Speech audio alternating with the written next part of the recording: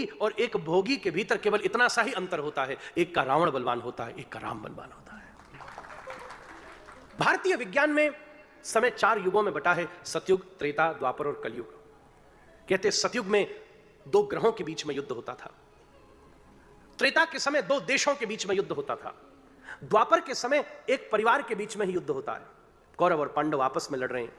पर कलयुग के समय एक व्यक्ति के भीतर ही युद्ध होता है, स्ट्रगल ऑफ थॉट्स। हमारे भीतर राम और रावण दोनों बैठकर युद्ध कर रहे हैं।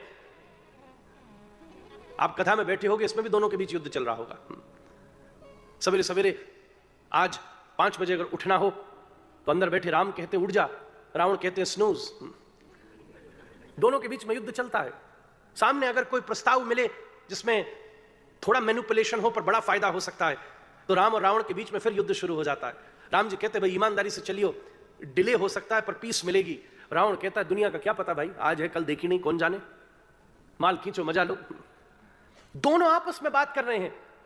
पर मैं आपसे सत्य कहूं, इन दोनों के युद्ध में जीतेगा कौन? वो जीतेगा जो ज्यादा बलवान होगा। अब आप ये विचार करो कि हमने अपने आसपास के वातावरण से हमारे भीतर के केवल रावण को बलवान किया है, कि हमने अपने आसपास के वातावरण से अपने भीतर के राम को बलवान किया है। सबके भीतर है, मेरे भीतर भी है, एक साधु के भीतर भी है, एक योग